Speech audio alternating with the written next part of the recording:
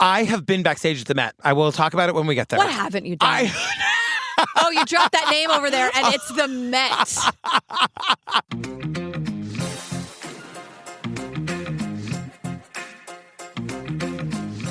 Hi, Julia Benzavalli. Hi, Patrick Hines. Oh, fam. Hey, just a quick reminder that we've got merch. Yes, we have brand new merch if you're just learning about it right now, but it's on our website. Yeah. We're super excited about it. TrueCrimeObsessed.com. Click on the merch link and go look. We did a professional photo shoot, and the photos are really good. We had fun. We both look really cute. We were listening to Taylor Swift. The entire time. It was great. We had and hopefully that comes through, but also you're going to look amazing in the merch. Whatever you pick, you're going to look amazing. Or maybe your coffee's just going to taste better because it's in that Bless That Mess mug. You're going to look great holding the mug. Totally. Do you know what I'm saying? Like, and we can't lose. We did that keychain thing. We had a lot of nurses asking us for that badge holder thing. A badge holder thing. So the badge holder thing is there. Yeah. I'm just very happy about that. It's really... I love nurses. Look, if the people are happy, I'm happy. That's Me all I too. want. That's all I want in this whole world.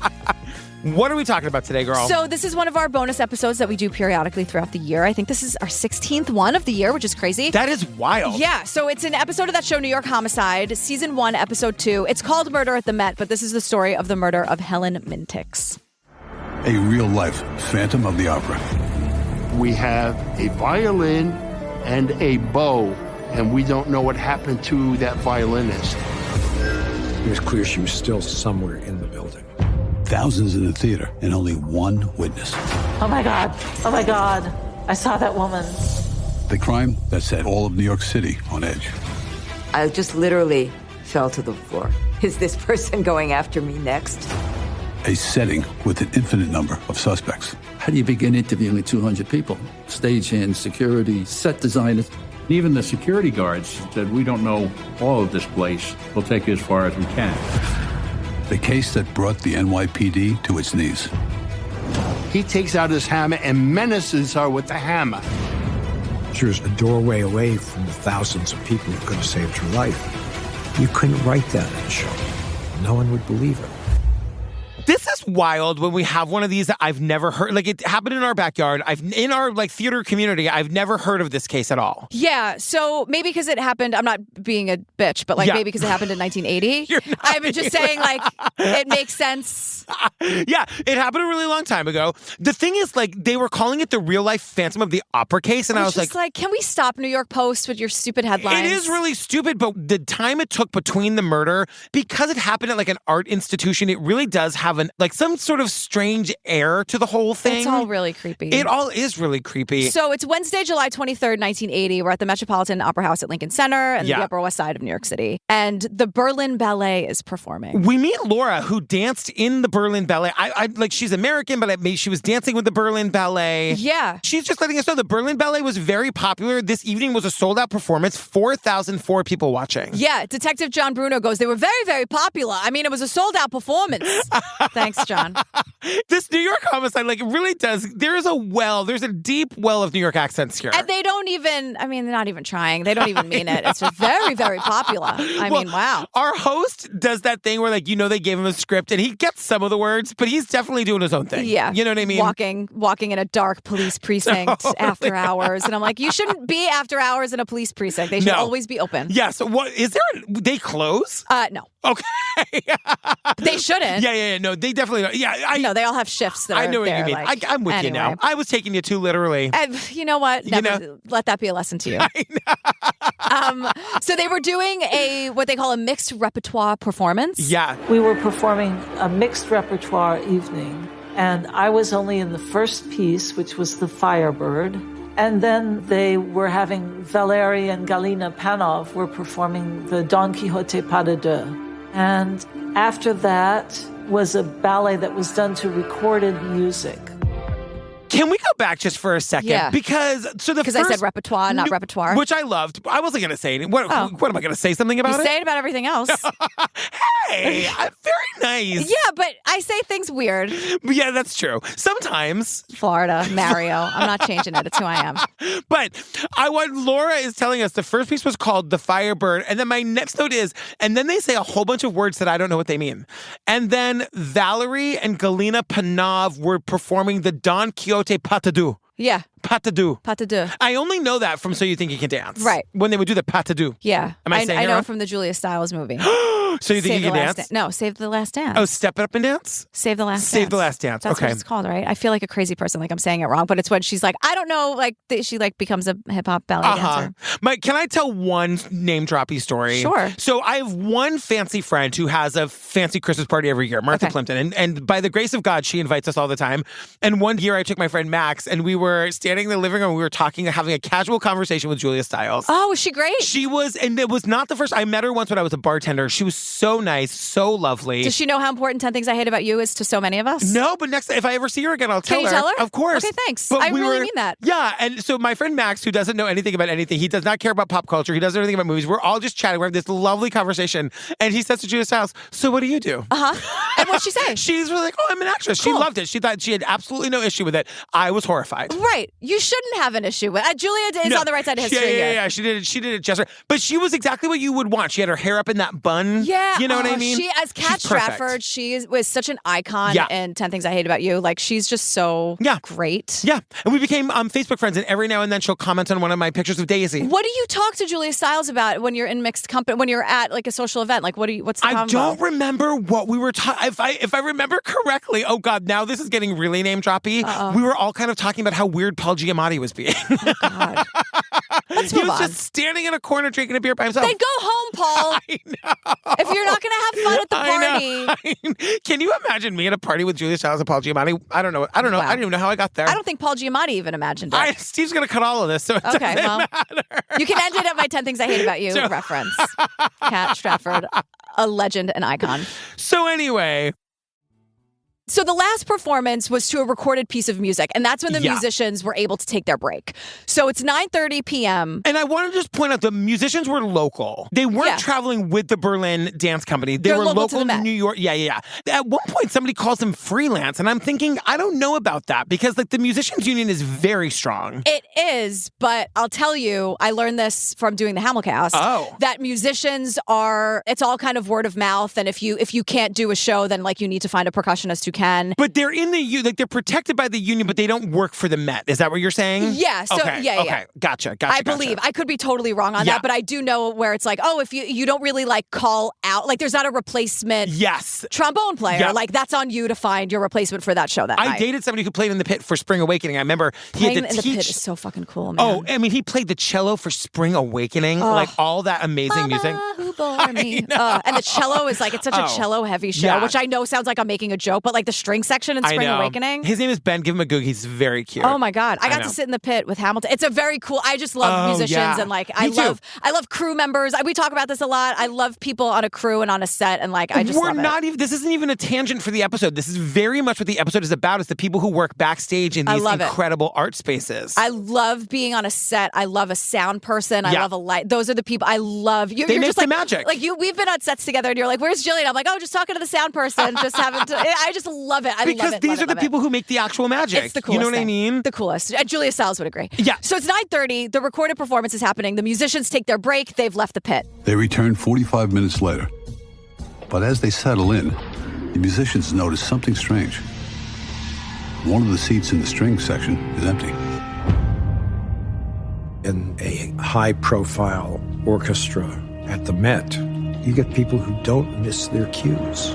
These musicians are they're meticulous. Like they're coming back to their That's seat. how you get a job at the Met. And Helen is described. She's talented and she's responsible. She's 31. This is like she's living the dream. And it must have been so unsettling to be back and see that empty chair there. Because you can't make it make sense. You know what I mean? It'd be like a doctor not showing up for surgery. And it's like, did she get sick? Is she hurt? Is someone in her... Like, did she have so big of an emergency that she just had to bail? Like, none of this is making sense, especially because these people are just so responsible. Well, but also, what is also unsettling is that they can't go look for her. The show must go on. The show must go on. Honestly. They literally, they're like, and like, who knows how much longer.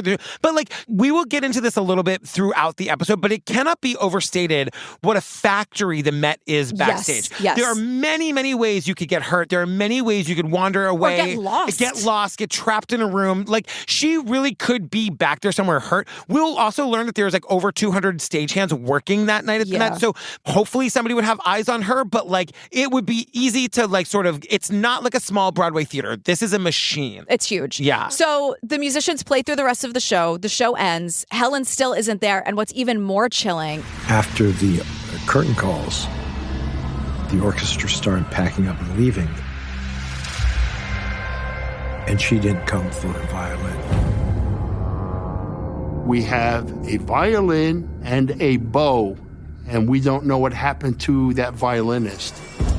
She left her violin behind. $20,000 this violin is worth. And I'm like, they're saying there's no way that she would never not show up to do her job, but also she would never just leave her very expensive instrument. Even if it's like the most emergency of all emergencies where she had to bail and not tell anyone, she still wouldn't leave that violin behind, is what they're saying. And they say a few people stick around to look for her. They call her apartment where she lives with her husband just a couple blocks away. Nobody answers. And they say it's getting close to midnight when finally the assistant house manager calls the police. And this is where we meet Detective Michael Struck. Yes. Now, he looks so familiar to me. So when this happens, when someone is familiar, I don't Google first. You know what I do? What? I go into my Google Drive and I search all of my notes. Your notes. And he's in season 1 of The Jinx. So this is the cop who explains, and I looked at my notes. Garbage cop Michael Struck is what I called him. But what happens is, remember how there's the family spokesperson put that information into the press? Yes. Michael Struck is the guy who basically is like, oh yeah, Susan Berman did that. And he goes, guess that one got past us. And I'm like, girl, what? He was in our live show. That clip was in our live show. I guess that got past us in this very sort of flippant manner. Yeah. Anyway, he's here. And that's, if you're watching this at home and you're like, do I know that guy? You know him from season 1 of The Jinx. So he goes down to the Met where he teams up with Jerry Giorgio. Jerry Giorgio. It's a hell of a name. Jerry Giorgio. It's great. It feels good to say. And now I feel like, should I go fuck myself? No. Okay. Say Jerry Giorgio. Jerry Giorgio. It feels good to say. Yeah. Very fun. It feels also like a beautiful female model from the 1970s. Jerry Giorgio. Geri. Yeah. Maybe we're spelling it this way. Jerry spells it Jerry. Yeah. The other way. But in our fantasy. It's true. Well, Detective Michael Struck is very impressed because Jerry was on the task force. I was like, what task force, girl? Yeah. Why are you talking about it like we know what that is? Well, they're like, well, I don't know about this. We've never worked together. And I was like, well, someone is missing, so deal with it. Figure it out. Come on, You boys. say, hey, nice to meet you. Nice to meet you, Hell Jerry. of a name, Jerry Giorgio. I'm that guy who screwed up the Susan Berman thing. Like, shall we get to fucking work? Exactly. We're gonna waste time on pleasantries. God. Helen is missing. I'm serious. I know. No. I know. Enough. She's missing once again, she's missing at the Met, which is they show us a lot of the backstage shit, but it's hard to understand what a maze this place is. So let's learn a little bit about Helen. Yeah. She came from what they call it a humble background. Yes. She's from British Columbia, very small town of 300 people. Her parents had a poultry farm, and we meet Judith Olsen, who's Helen's friend. Yeah, and Judith is telling us she started music quite young. She was obviously talented, and she told me that her father used to drive her 40 miles in a truck to take violin lessons in Vancouver. We met in 1969 at Juilliard. She went to Juilliard. Now, if you don't know anything about the geography of New York or the arts scene here, Juilliard is located in the exact same place as the Met. Yeah. So, she went to and Juilliard is the top performing arts school in the country for acting, for voice, for instrumental, for all of this stuff. As Jack Black in School of Rock would say, it's prestigious. It's prestigious. It's prestigious. Yeah. So they met in 1969 at Juilliard. Helen was super friendly, which also means that we're talking to an incredibly talented musician in her friend Judith. Yes. Or talented someone in the arts. Helen would make cheesecakes for all of her friends. She was just Judith describes her as a world-class giggler. Which I just loved. I know. We've never heard that before. And it just says so much about Helen. Totally. Here's cheesecake, and she's had a good sense of humor. And Judith is also a world-class giggler, she says. She says, as was I. Good for you, girl. And when two people like that get together, it's a nonstop giggle fest. It's me and my sister in church. That's exactly. You know what I mean? Church giggles 100%. You have never seen Pam Parker, my mother, so angry as me and my sister getting the giggles in church. In the house of God, girl. The house of the Lord. One time, we brought our dog to church, and it was a nice, cool fall day. So my mom decided to leave the dog in the car with the window cracked a little bit. It was back before the electric thing to roll down. The dog figured out how to roll the window the rest of the way down. And then the golden retriever named Lancelot, come. Lancelot, sit. He walked all the way down the center. We heard the laughing from behind us. We didn't know what was going on. The wave of laughter. And when it gets to you and you realize why, that's out of a fucking movie. That's perfect. And my mother, horrified, looks over, Pam, sees... can you lighten up? In what universe are are you taking this so serious? There's a dog in church? I know. Everybody shut up. There's a dog here. The priest blessed the dog. That's goddamn right. No pun intended. Anyway. When you find yourself a friend, Ashley and I were like that too. Yeah. And then you're giggling for the sake of giggling. And then, and then by your stomach hurts, your face hurts, you forget why you were laughing. It doesn't matter anymore. It's the best, funniest feeling. It's like such a wholesome, it feeds your soul in such a way when you cannot stop laughing. Pam, can you lighten up? Pam, there's a dog in church. Come on. But there was also a serious side to her. And Judith is saying that like Helen got hooked on music and like music was going to be her life. She's 31 years old playing at the Met. Yeah. I don't even know how to, that's what Taylor Swift feels like every night when she comes out for the Eras tour. But she, because she took it seriously. Yes. She studied her craft. She had fun and ate the cheesecake and giggled with the best of them. But also at the same time, like she knew what she was here to do. She knew what she wanted to do, what her passion, her drive was, and she made it happen. It's an incredible story. Yeah, 100%. So we're back at the Met. Police are checking her locker at the Opera House. And her street clothes were in her locker, which meant she never got out of her orchestra clothes. It was clear she was still somewhere in the building. Helen could be injured, lost, or trapped. She's somewhere in the building. Yeah, she has to be. I just want to say that, like, this is where I'll explain. I one time got to go backstage at the Met because when I was a bartender, one of my regulars was this woman from Spain who was, like, apparently, like, a famous opera star. Cool. And she was so, her name is Nancy. I can't think of her last name. She was so amazing. She was playing Carmen at the Met. She was like, shut up. Yeah, Carmen. I wonder if my grandfather Carmen went there. If my dad, because my grandfather loved opera. And really? My dad would sometimes, as gifts, get him tickets. And like Carmen is such a famous. I mean, he probably would know who Nancy was. Totally. She got Steve and me tickets to go see her as Carmen in Carmen at the Met, and we got to go backstage after. And I can confirm that it is insanity back there. It's enormous. It is like they describe it as a maze. Yes, you can get lost. So it's 3 stories. You could get lost so easily. Wow. So I'm just like, when they were describing like how easy it would be to just wander into like down one hallway and then just be lost forever. Like it really is like that. Yeah. And they say that like, you can lock yourself in or out of places. Yes. If you're not familiar. That's terrifying. If you're not familiar, it's not really a safe place to be alone. As they're saying that, they're kind of stressing that whoever did this to Helen has to be familiar with the building because it's not really a place where you can act. You kind of have to know your way around. Yes, right. So while some of the cops search the building, Detective Jerry Giorgio goes to Helen's apartment because he wants to talk to her husband, Giannis. Yeah. So Giannis tells him that he'd been waiting for Helen outside the stage door, which he always did. He was going to walk her home. And he had called his own apartment to see if she was there and got a busy signal, which he took as a good sign that she must have like left another way and gotten home ahead of him. And she was on the phone talking to somebody. Right. Turned out that the busy signal occurred because others in the Met were calling her apartment to see if she was there. And when he got home and she wasn't there, that's when it dawned on him that something was really wrong. It was actually her friends that were looking for her that were calling the apartment at the same time, and that's why he was getting the busy signal. Which is like, I remember it's 1980, so there's no cell phones. Like, for a busy signal to be a good sign, he was like, oh, that's weird that she like would ghost me at the stage door, but clearly she's home. Yeah, so exactly. I'll just head home. Exactly. But he gets home and she's not there. He's very worried, but he apparently doesn't call the police. Like, the police go to him. I mean, this just happened. I guess I'm not mad at Giannis. I'm just saying that, like... But remember, it's 1980. No one's really communicating. You're not in touch the way that we are now. So it's like, she might have gone out for a drink after the show and just not told anybody. And everyone was concerned from the minute she missed her cue. So like the cops are called immediately and no one is thinking that something bad happened. And it really is true that it's not like this is 10 days later. It's like an hour. It's also, and back then it was not expected that people would be reachable at all times. So like, he would know that during the show he wouldn't be able to get her, but like he's not expecting that, like if she went out for a drink with friends, she's not necessarily available, but that doesn't mean that she's not, that anything happened. It's not how it is today. Yeah. So the cops are searching all night, and then close to sunrise, they find women's shoes on the roof of the Met. Yeah. They're like on the roof, which is again just scary in and of itself, being on a roof like that. Yeah, and again, like the Met is so famous, like it's so beautiful. Like you can Google pictures of it, and it's like it doesn't look that high, but it's like at least 5 stories. It's a big building. Yeah. So one of the cops, they're searching the roof, and one of the cops looks through an air shaft. When they looked down, they discovered the body of Mrs. Mintiks in the nude, bloodied and broken.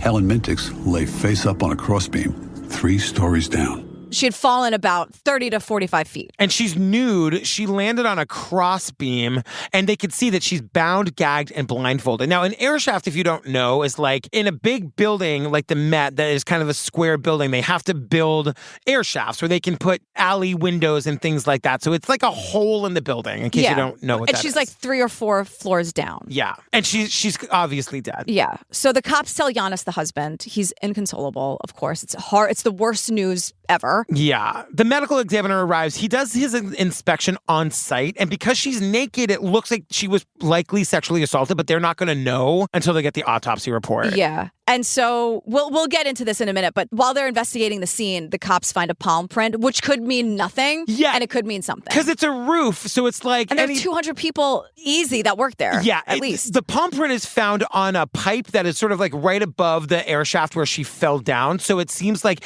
it could be connected, but it could be like somebody took a lunch break up on the roof and just like, Who knows? It could be something, it could be nothing. Yeah. We have no idea. Yeah. And the thing, again, it's 1980. The newspapers are how so many of Helen's friends are finding out about this murder. And just imagine, it's like what I was saying earlier on, like there is a mystique to a murder like this because it's like at a famous arts institution, it's not immediately apparent what happened. Yeah. She was found naked, like a young, beautiful woman found naked, bound and gagged, went missing in the middle of a performance. And yes, she was there for the first half of it. Yeah. And then everyone took a 15-minute break for this recorded performance and she didn't come back. And think about this, like the number of witnesses, there's 4,000 people in the audience, 200 people backstage, but at least 200 people participating on stage. Like, how could this possibly have happened? So Judith, her friend, is in shock. She falls to the floor. I mean, you can't make sense of anything like this. Yeah. But at the same time, like the cops have eyes on Giannis because he's the husband. You have to start there. No matter what, you got to start there. And also, they have to wonder, could she possibly have been seeing another man? And like, did that lead to her death? Right. All the usual questions. Yeah. Money troubles, enemies. Is there, are you happy in your marriage? An affair? All that. And Giannis says no across the board. We learn about their love story. Like, Judith is telling us, she's like... They met at some kind of summer place where artists went in Canada. He was a sculptor, and it was pretty much love at first sight.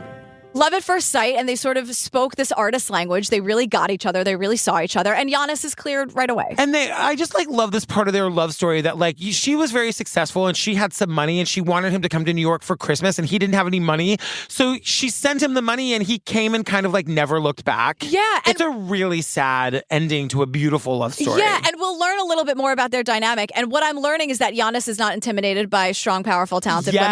Yes. So we'll get into more of that. So Giannis is cleared. Just one more thing that Detective John said. I was like, his bedside manner could use a little work. He's like, why would the husband kill the wife, a violinist at the opera house? He'd have like 2 other places where he could kill her and get away with it. Is this your first day? I was like, your New York is showing. Like, you know what I mean? Yeah, but also husbands kill for a great many. It doesn't matter. Yeah, exactly. These are not the questions we should be asking. The question we should be asking is if Giannis is cleared, where do we go next? Yeah, exactly. So they need to make a suspect list, but where do you begin? There were 4,004 people in the audience. Everything you were saying, hundreds of people working backstage, musicians, front of house. The place is massive. And also the stage door is just open. Like this was like nowadays you try to go backstage at a Broadway show or the Met, there's 800 security guards and whatever. It's impossible. Not like that back then. The stage door is just open and anybody can just wander in. We meet an author named David Black who literally wrote the book on this case. He goes, could have been a wino wandering off the street. I'm like, I really don't think so, Dave. I don't think so, Dave. I'm going to disagree. I know. But the cops establish a home base at the Met. Like there's so many witnesses they have to interview at the actual theater that they build like a makeshift precinct right there backstage. I mean, thousands and thousands of people. Yeah. But again, like the show must go on. And I'm like, does it? But whatever. Know. Because there's a performance that night. So there are dancers getting ready. The cops are showing them photos of Helen as they're like vocalizing and stretching. And like Laura from the beginning, she was one who was telling us about the Berlin Ballet. She's one of these dancers. And I just have this note that like Laura loves telling this story. Yeah. That like they showed her the picture of Helen and she just kind of like looked at it and like looked past it. And then she said that she was on stage doing a dance from Dostoevsky's The Idiot. My partner was very tall and strong, and he had me almost upside down. At that moment is when it clicked in my mind. Oh my God, I saw that woman. Oh my God, I saw that woman. I did, she's being held upside down. Oh my God, I saw Helen. She's told this story 700 times, every Christmas party. Now, normally when people tell that story, it's like, I was in the shower and I remember. Yeah. Or I was like grocery shopping and I remember. And I was like, dancing to Dostoevsky's The Idiot. And being held upside down. By a strapping Russian dancer. You know what? We love you, Laura. You know what, Laura? It doesn't matter how you got there, you got there. Right. So she's off stage. Yeah. The choreography is such that she's like not on stage anymore. Yeah. Runs to find a detective. She's out of breath. She's panting. She's like Scuttle in The Little Mermaid. She's like, I was flying. Well, of course I was flying. She's singing with a stolen set of pipes. Do you hear what I'm telling you? She is so, I just see her as Scuttle. There's feathers everywhere. Totally. It's flying. I know. I'm going to have the story to tell for the rest of my life. That Scuttle scene is one of the funniest scenes in all. It's peak comedy. It is so good. What's it from? The Little Mermaid. Oh, sorry. He's singing with a stolen set of pipes, but he goes, I was flying. God, of course I was flying. So it's the best. Aaron, can we see some Scuttle? Yes, please. Some Scuttle love.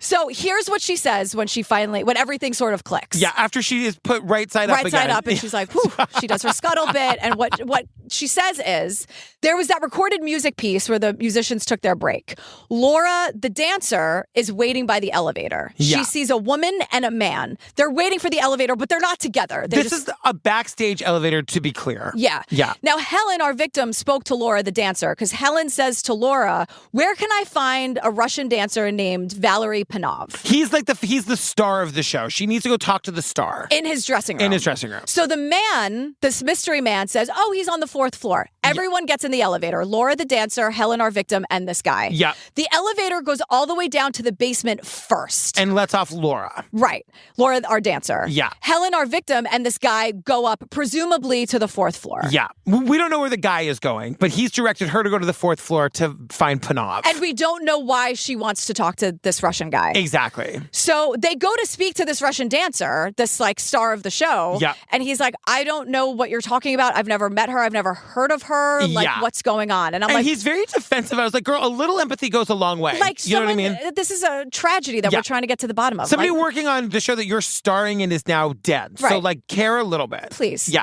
So, but even if that's true, even if he had never heard of her, why is Helen looking for him? Like, how is he connected to this? They talk to a woman named Alice, who's a friend of Helen's, and Alice tells them She was going to try to get her husband a job doing some kind of artwork or set design or something, and thought that maybe Panov could aid her in that. She did not go through any sort of channels to make an appointment. She was just going to kind of pop in and maybe charm him and maybe bring him a piece of cheesecake or who knows what she had up her sleeve.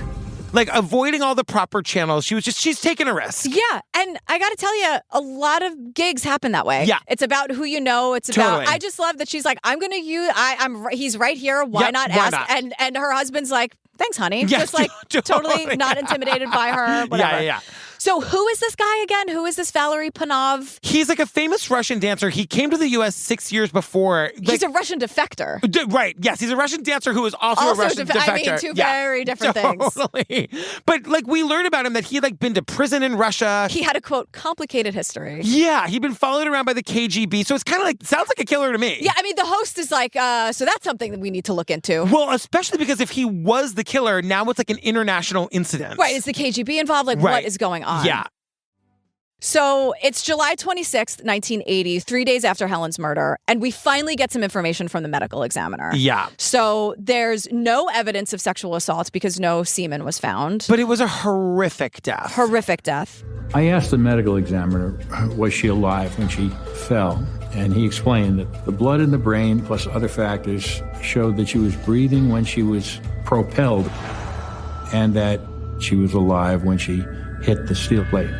We learned that she was alive when she was thrown from the roof of the mat and fell 45 feet. Yeah. So she did die. I mean, they kind of say it like it's this big revelation, but like she died between 9:30 and 11, which makes sense because her break started at 9:30 p.m. Yeah. So that's just, I mean, they're just giving us all the facts of the case. To know that she was alive when she was thrown off the roof is just horrible. So this Russian dancer was in the audience at the time. The Panov guy that she went to get her husband a job with. Yeah. Like his wife was on stage dancing. He was there the entire time watching her performance. So he's not the guy. Okay. Yeah. But at the same time, like, then why was Helen going to meet him in the dressing room if he was in the audience the whole time? Right. I guess she didn't know that. Yes, exactly. So the cops go back to this elevator story because it's really the only lead they have. I mean, it sounds like a pretty damn good lead to me. Like, let's find this guy who was in the elevator. Who is this guy? Like, what's going on? Because we learned he lied. This dressing room was not on the 4th floor. And I can tell you, they're saying the star dressing rooms are right off the stage. And like when that woman, Nancy, my bar regular, invited us, we went to her dressing room. It's right off the stage. You think Carmen, who's playing, the person who's playing Carmen in Carmen has to go to the 4th floor? No way. Absolutely not. No way. And it's a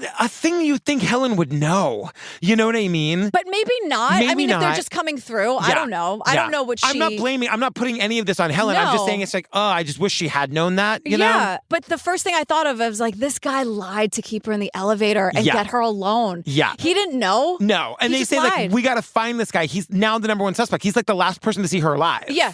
And he's in the wind, apparently. Yeah. Because they get this composite drawing of this guy from the witness. And one of the cops is like, he's tall with hair and he has a New York accent. You know, no surprise there. Thanks. Okay, but great. they're saying like he was wearing workman's clothes, so he's probably one of the stagehands. But not just that. So he's wearing the clothes of a stagehand, but Helen was bound. There was evidence in the ties that bound her because they were tied with a clove hitch. And that's a particular knot used by stagehands regularly. The knot that was used is called a clove hitch, which is used by stagehands, apparently. I want to point out here, if you're not familiar with professional theater in New York, stagehand can sound like not a big deal. It's a very, very, very big deal. Huge. Like, I mean, these people can make several $100,000 a year. They can also make or break the show. They can make or break the show. Super valuable. And we'll learn later that, like, the union is, like, they take care of each other. It's a coveted job. Right. So it's October 14th, 1980. The cops are trying to track this elevator guy down. And so they're saying, like, who was working the night of Helen's murder? Well, there are like 200 people working. Yeah. They do something very creative. I was impressed by what they did here. Well, Okay. But I won't give them any credit if you don't want me to. Well, what they did was really stupid. Tell them, GP. No, well, maybe I heard it wrong. This is why I love talking it out with you. Yeah. So the cops make up this questionnaire for everyone to fill out about themselves. So it's like your name, your rank, serial number, height, like your specific assignments, and then where you were at certain times. And they're like, honor system guys, just fill out.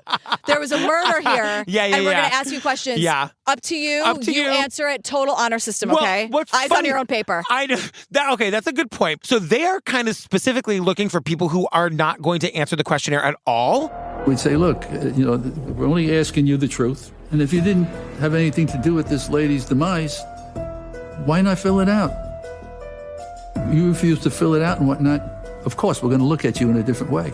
I'm just saying, if you know nothing and you have nothing to hide, just fill it out. Because if you don't, we're going to really look at you. Because they also have that palm print, remember? Yes. So they're like manipulating everyone into answering the questionnaire and giving them the palm print by being like, if you're innocent, like you have nothing to lose. But if you refuse, you're totally a suspect. But also, like, they've got there's no way these cops can interview 200 guys in any sort of expedient fashion. So the questionnaire made sense to me in the sense of like, let's at least narrow it down a little bit. Also, if a cop comes up to you, everyone, dear listener, pull over, whatever that means to you. I'm going to say it again. Listen to me closely. Okay. If a cop says anything like this to you, I want you to run as fast as you can, screaming the word lawyer. Yes. If someone says, well, if you're innocent, not a problem. Especially if you're innocent, you get yourself a goddamn lawyer. Yes. So they're like calling everyone in, violating their civil rights. I do think this was not how this would go down today. Like, I feel like the union boss would be down there in 2 seconds. Yeah, but the whole like, well, if you're innocent, you got nothing to worry about.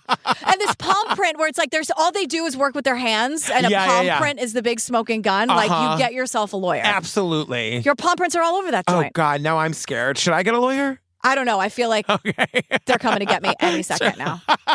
They're going to drag us out of the booth and just throw us right into Attica. So they're having all these people like fill out this questionnaire. They're bullying them or manipulating them into losing their civil rights. Meanwhile, whatever. I was like, oh, this sounds like a good idea. Like, you know what? I'm going to rethink that opinion. Lawyer. But I'm just trying to, like, for me, I don't want to bully anyone. I just want to find the killer. You know what I mean? I do too. Yeah. I do too. So, but they start hearing some gossip about this guy named Vincent. This guy, Vincent, showed up to work the day after the murder with a shaved head. So that struck the police as different because one of the things they look for is whether anybody sought to change physical appearance. They said he had scratches on his face. Certainly, we got to take a good look at this guy. So they're like, all right, we have a drastic change in appearance and defense wounds. We got to get this guy in here. Let's haul him in. Well, so they do. And Vincent's story is that he got home after work. He and his wife got into a, quote, violent argument. Okay. Vincent. She scratched him, and he shaved his hair as revenge because she thought his hair was his most attractive feature. Okay. So he's not a murderer, but he's an abuser. Like a domestic abuser. Okay. So he's even in his excuse for not being Throw a him murderer. in jail anyway. Throw him out. You know, throw the whole guy out. Is there a bear around? I picked the bear. You picked the bear. No questions because asked. So the cops want to talk to the crew about Vincent. Yeah. But they don't want to talk because they're protecting Vincent. That's right. They are vouching for Vincent up and down. Why? Because there's one thing you don't do. You don't miss a cue ever. Yes. Drinking, fine. Domestic violence, no problem. Murder, all good. But missing a cue? These guys are protecting Vincent because he didn't miss a single cue. And this will come back. And he was where he said he was. And I'm like, I gotta say, I appreciate that they want the show to go smoothly. You know what I guess. mean? Yeah. At what cost? I know. And I'm like, but wasn't this during a recorded track? Like maybe he didn't have a cue. Yeah. I don't know. Yeah. I don't know their whole situation. So they are defending Vincent. He was where he says he was. We don't miss a cue here. Domestic abuser, absolutely. Possible murder, no problem. You miss a cue, you're out of here. But I gotta tell you, Vincent's not the guy. He's not the guy. They verify he was working during the time frame in question. And Vincent did not miss any cues that night. His whereabouts were accounted for. He's not the guy. He's a piece of shit guy. He's a piece of shit guy, but he's not the guy. So, great head of hair on that guy, apparently. Oh, really? Remember the wife was like, it's your most attractive feature? Oh, according to Vincent. According to Vincent. Shaving your head for revenge. I know. What an ass. Like, even his story about why he's not a murderer makes him seem like the second worst guy in this whole thing. Yeah. So it's 3 weeks after Helen's murder, and her friends and family are trying to plan this funeral. But they don't know when the body's going to be released. So Judith plans the memorial like herself. And, you know, she's saying that like Judith is asked to give the eulogy. And it's so really sad. And we learned that Giannis is just like really falling apart. She says that he's been drinking a lot and he's just like, he can't cope. Like the love of it, they're young. She's 31 years old, like cut down in the prime of her youth. It's a tragedy and you never ever expect it. Obviously, I know that's like, it's not a hot take. I'm just saying like it turns your whole world upside down. Yeah. And you're never the same after that. And like, you know, Judith says to us, Giannis never got over it. No, and why would he? I know. Why should he? It's terrible. It's so wildly unfair. Yeah. And there are so many things like this. Like I think about grief and trauma and the idea of like, I hate the phrase everything happens for a reason. Yeah. I think it's so cruel to say to someone. And this is an example of like, I dare you to say that to Giannis. No, it didn't. This is a horrible thing that happened. Yeah. And now his life has changed forever. And he has to navigate this world that he never expected that he shouldn't have to navigate. Exactly. So this whole like, don't worry, there's a plan. Fuck you and your plan. Absolutely. Like, no, absolutely. I mean, if you're a person who would say that to a grieving person, I'm going to ask you right now to rethink your choices. Never say it again. Never say it again. Find another canned response if Correct. you can't have any empathy. And don't go to the memorial service. Just don't go. Don't go. You know what I mean? Like, there's a plan. No, there's not. No, there isn't. And how do you know? There is. You know like, what I mean? It doesn't matter. It's just like that. It's so dismissive. It is. We don't do that. We don't say that anymore. Well, now we're going to learn about stagehand Craig Crimmins, 21 years old. And they say that, like, remember how they were interviewing all those people? The and honor system questionnaire. I thought it was a good idea. You thought it was a terrible idea. You were probably right. They say During that processing period, there was one stagehand who was acting so strangely, they thought he was hyperventilating at one point. And though he agrees to give his prints, his behavior calls for further investigation. the police at one point thought he was hyperventilating. He's basically having a panic attack. Yeah. Doing the honor system. And he agrees to give his palm print, but he's so nervous that the technician taking his palm print makes a note on his card. Yeah. Like, we should probably look at this guy. He's really freaking out. Well, guess what? Yeah. The palm print comes back. It's Craig Crimmins. Yes. And he also matches Laura, the dancer's description of the guy in the elevator. But yeah, I mean, like, if you see the composite sketch and then, like, a picture of this guy there, it's identical. And according to the union, the worst part is that he missed his cue. Yeah. So everyone's ratting him out. That's why I was focusing on the cue thing before, that they were like, Vincent, he's the best guy on earth. Like, I know he beat the shit out of his wife, but, like, he made his cue on time. But this guy didn't meet his cue, and everyone is now singing like canaries. And, like, the truth of the matter is he was missing for a period of time. He missed several cues because he was, like, nowhere to be seen. Yeah.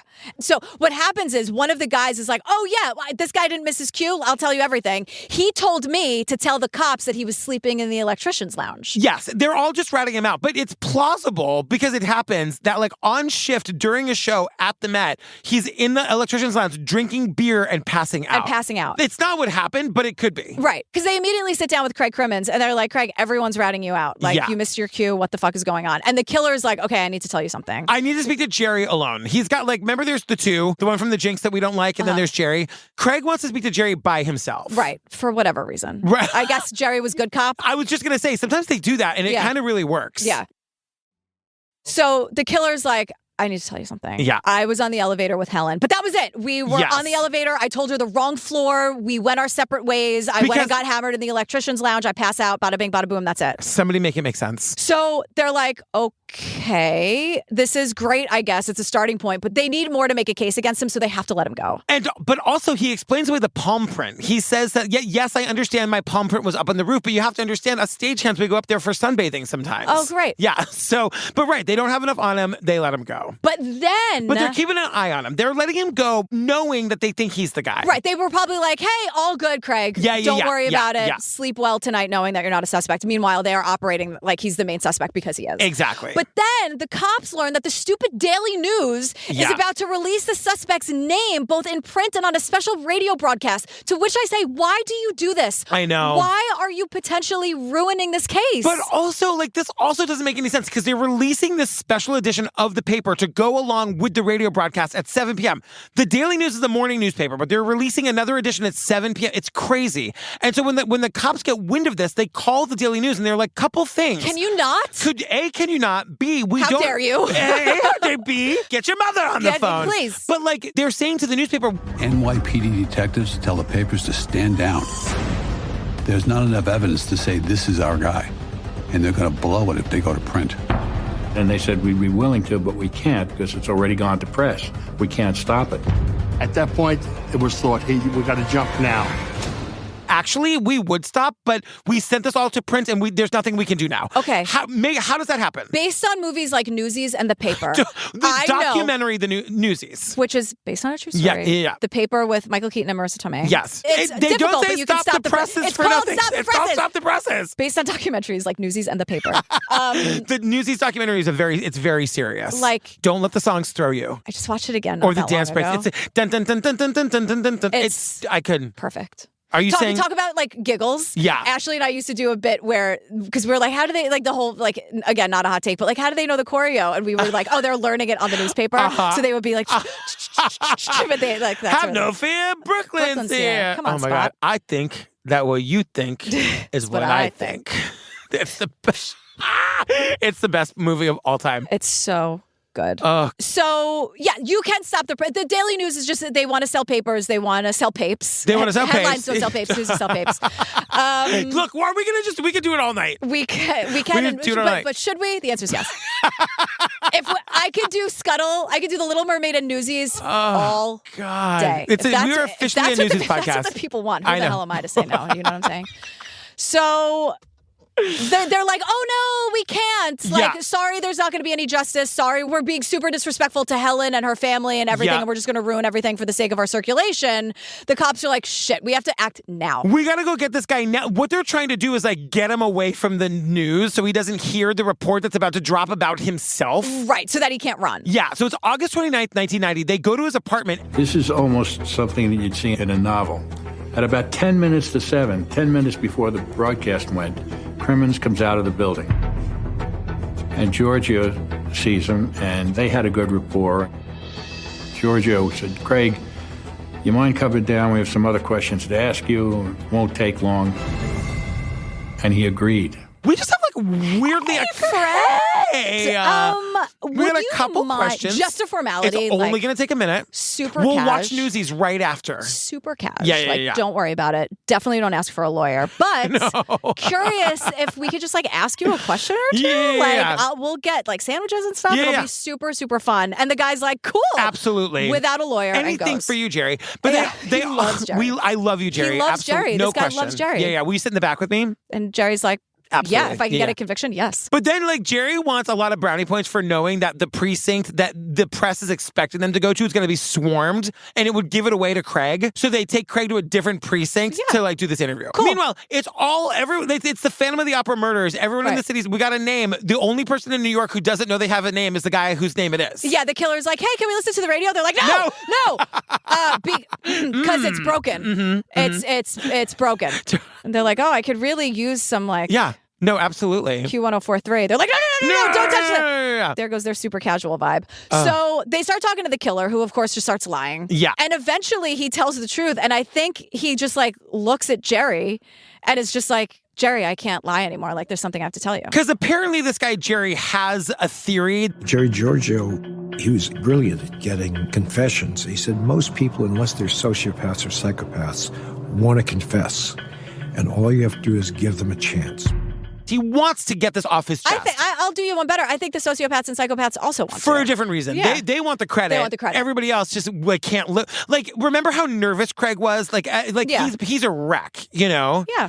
Well, good. Good. I say good too. I hope he's rotting in hell. So he literally says to them, I have something I want to tell you. I killed that lady. And then all of a sudden. Her name is Helen Mintiks, you piece of shit. Exactly. You absolute piece of shit. She's talking to Craig, not me. I think. Yes, I'm talking to him. Like, just how dare you? Like, I killed that lady. Like, fuck off. But her name is Helen. That's the thing. He didn't even know her name. He never knew her name. No. You know what I mean? Because, okay, so here's what, and we see this confession video from 1980. It's pretty amazing. We see this black and white confession video. And what he says is, he's like, yep, I was the guy in the elevator. While in the elevator, the killer hits on Helen. Yeah. Helen slaps him. Yes. He becomes, quote, enraged. And because he has, like, tools on him, he has a hammer, because she rejected him. Yeah. He loses it and violently drags her around the building. But this goes on for like an hour. Because remember, I was just going to say, you don't know where you are. He hasn't worked there that long. He's only 21. He's just a kid. Probably drunk. He's probably drunk.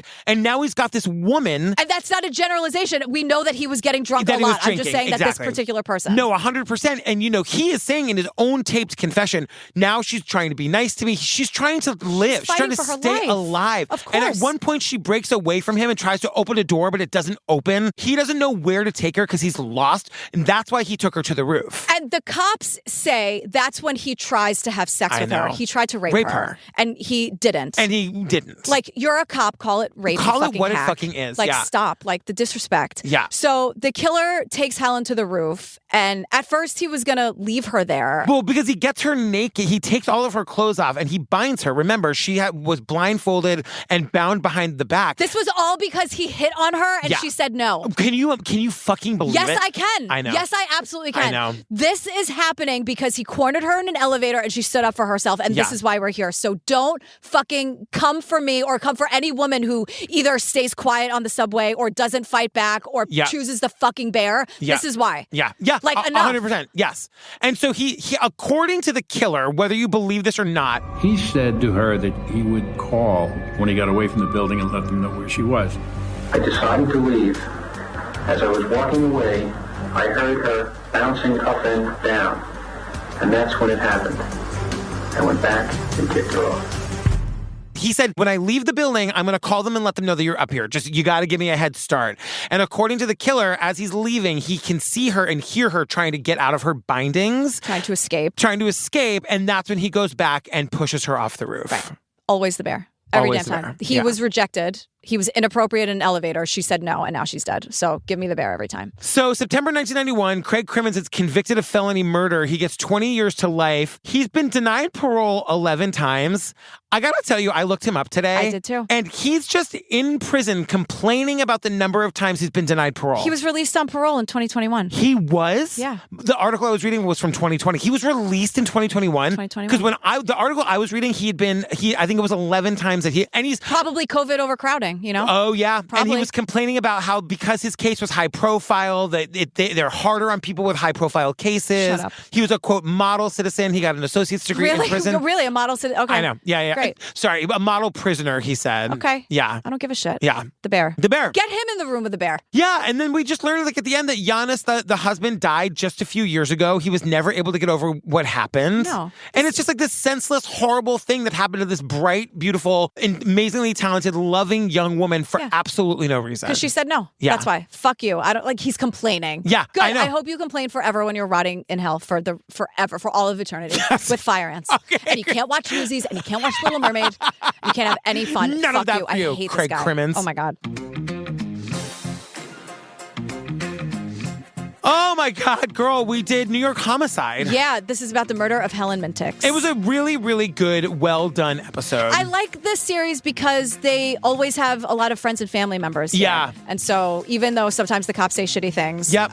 her people are here to tell the story, and I think that's important. Yeah, fam, don't forget to go check out our merch, truecrimeobsessed.com. Click on the merch link. There's really, really, really good stuff. Yeah, we're excited. And this is we're just getting started. We're is just all I'll getting say. started. That's it. We also just recently did our most recent drag bingo for September for our Patreon. Everybody at the $5 and above. We're doing it again in October, of course. So if you want to come join the fun, just join at the $5 or above, and we'll let you know when our next drag bingo is going to be. Yeah, it's every month. I was saying it to somebody, they're like, you do drag bingo for your patrons? I was Every like, month. of course we do. Of course we do. Yeah, and the playlist is fire. It's on fire.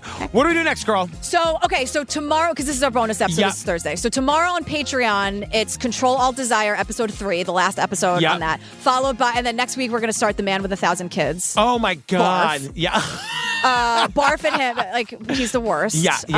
And whatever. So, and then this coming Tuesday, we're doing the TikTok star murders. Oh. And then the week after that, we're doing the Lacey Peterson documentary from Netflix. Yeah. So once again, we're going to do that in 2 episodes. You and I were talking off mic the other day. They might be very long episodes. I think they're going to be long episodes. Yeah, I yeah. have become a woman obsessed and incensed. Yeah. And personally insulted by the conversation around this case these days. Yeah. And we are also going to be doing an interview with Skye Borgman, who directed it. I've already talked to her about it. She's got a lot to say. Good. I have questions for her. I told you, I was like, Mike walked into the office and he was like, "Are you okay?" And I'm I know. like, "No, I'm reading the case files from the." I was telling you, I was like, something has come over me. Yeah. Something has like switched in me. I have become obsessed with, like, in a way, and we'll get into it. Do you see how long these episodes are going to be? I can't stop. I cannot stop. All right, fam. We love you. We love you. We'll see you soon. Okay. Love you. Bye. Ali and Anna, it all seemed so perfect. And what people didn't know was she was actually screaming for help. Her light was surrounded by a lot of darkness. Anna's an amazing mother. She adored her daughter more than anything in the world. Ali's a rising star on TikTok. He's doing these impressions. Ali becomes obsessed with fame, and ultimately that path reveals the dark underbelly of social media. Ali, this marriage's not healthy anymore. And that's when things start to kind of hit the fan.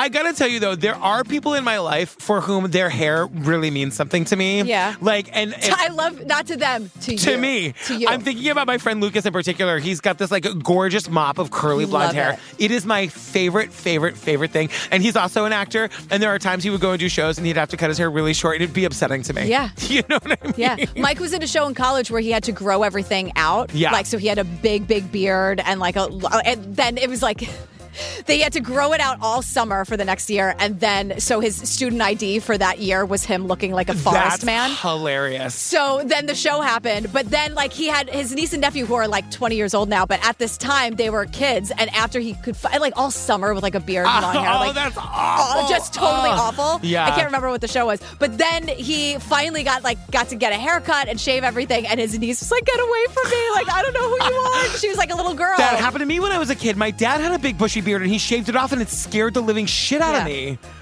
Wild. I know. Anyway, acting. Lucas, keep your hair long. Yeah.